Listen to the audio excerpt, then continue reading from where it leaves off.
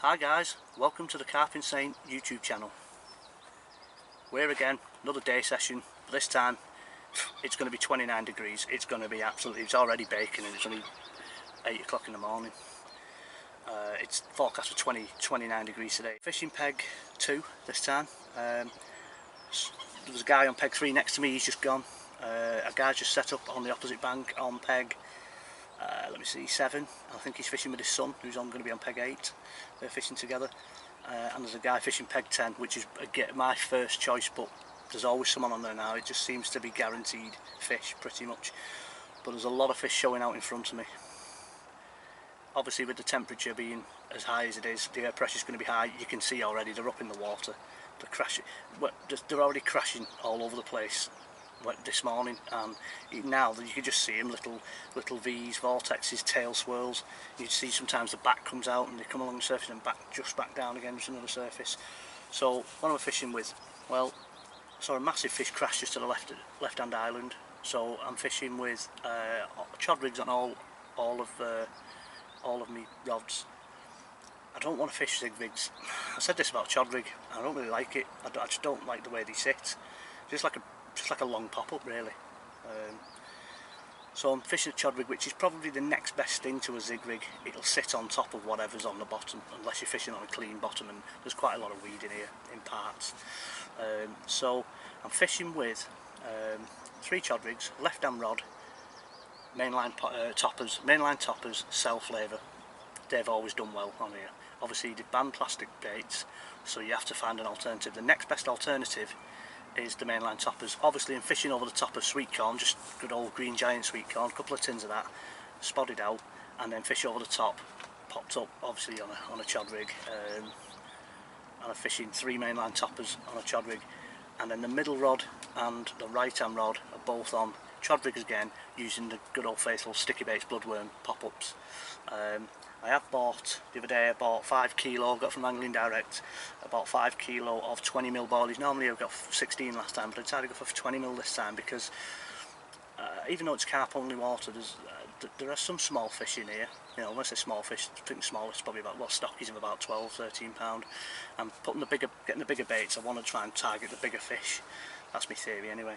So I've got 5 kilo there. Obviously I'm not going to use that all in one go. That's going to last me a good few sessions there. So I'm fishing one rod off the right hand island. There's 2 islands in front of me here, left and right.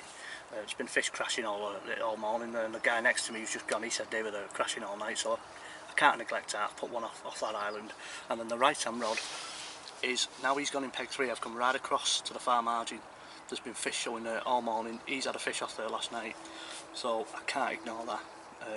Again, with a bloodworm pop-up, I've gone round, chucked some 20mm boilies in, and then I've also put some bloodworm pellets. I've got 6mm bloodworm pellets as well, because the 20mm boilies will sink quite heavy because they're big baits, but the pellets, obviously because they're light, hopefully they'll get held up on the weed, and that'll help the fish start, keep them interested in feeding in the weed, in and around the weed. And obviously the chod rig's going to be sat right on top with this nice bloodworm flavoured boilie wafting about, and hopefully that'll get one.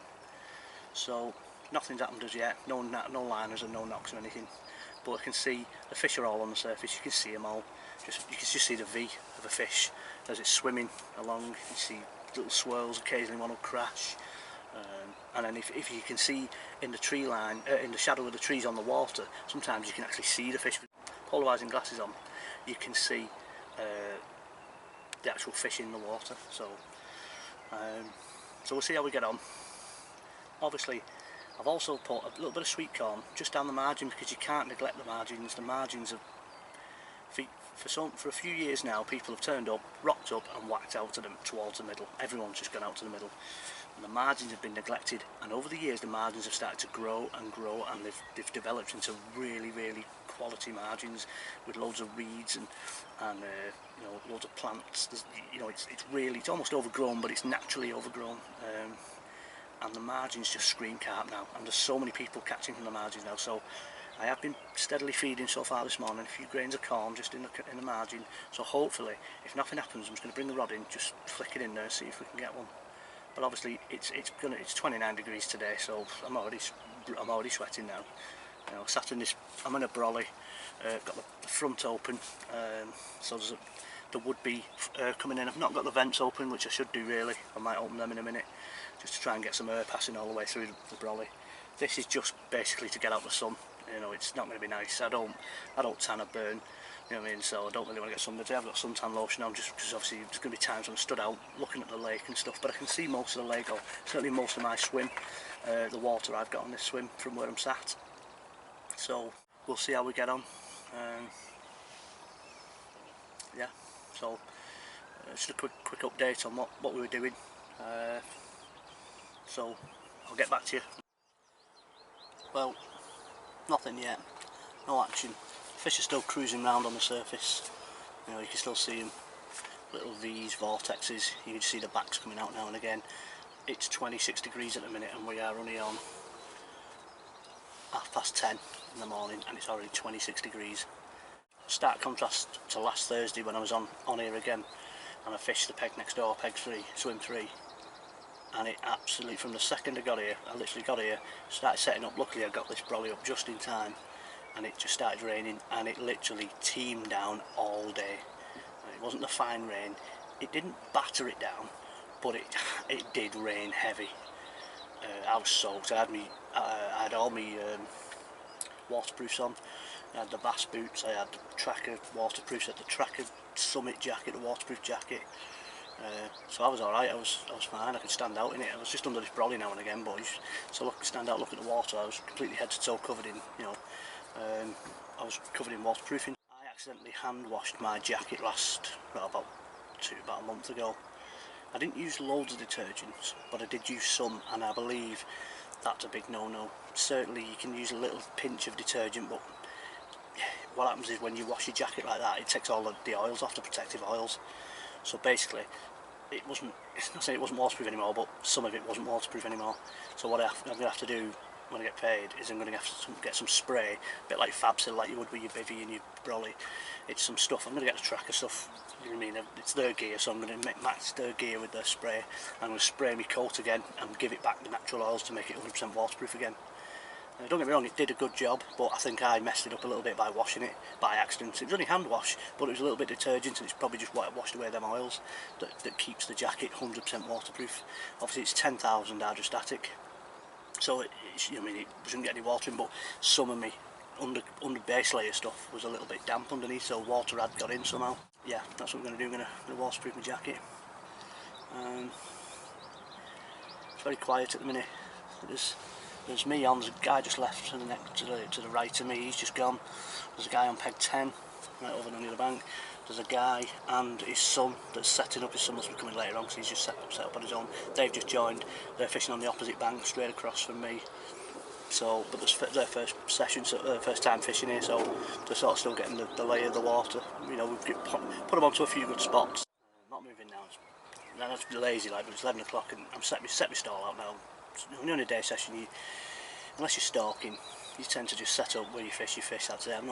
Especially in this weather, I can't be bothered. People say, oh, it's lazy that, 29 degrees, it's hot.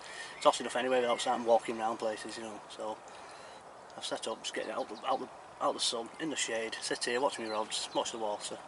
You know, it's not a big water anyway, so if a fish crashes, you're never that far away from fish anyway. So we'll see how we get on. It's only a small water, probably 5-6 acres. So I'm fishing with the Sonic Extractor 9-foot 3-pound test curve. They do it perfect for this sort of water. You know, if it went to a bigger water, I've got some 12-foot 3-pound test curves there, but these are spot on. I've got some Shimano ST 10,000 RB super bait runner reels, bang on again. I've always had Shimano. Once I had Daiwas, and they were brilliant. They were the big pit Infinities. They're like 300 quid a reel. They were really good, but I just don't fish enough, or I didn't fish enough to warrant keeping hold of a set of 300 pound, 900 quid reels. So I sold them and got some, bait runners. Bait runners. I had the XCEs when they first come out, and these are just as good as Shimano. You can't go wrong with Shimano. Bang on. Nice little day session brolly. It's the original Fox Super Brolly.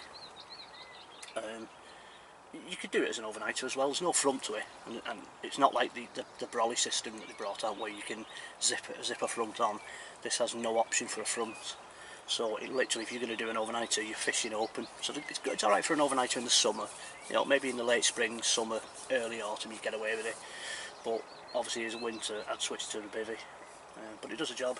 If it's raining, it only takes a second put up. If it's raining, put it up. You know, if it's sunny like it is today, 29 degrees, it gets you out the sun, keeps you in the shade, nice and cool. So yeah, spot on. I'm not a fan of surface fishing or zig fishing, so the next best thing is fishing with a chod rig. Use chod rig, that's the next best thing. So we'll get back to you in a minute and see how we get on.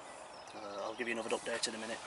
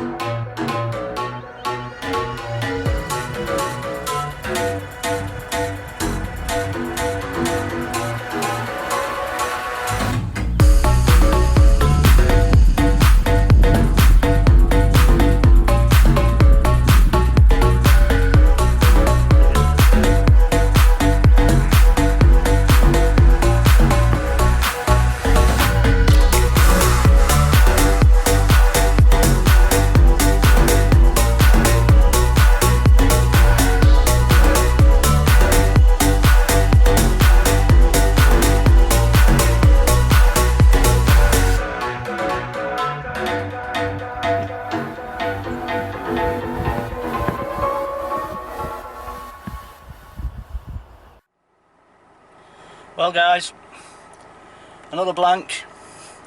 That seems to be the way at the minute. Sometimes I get one, sometimes a blank. 29 degrees today.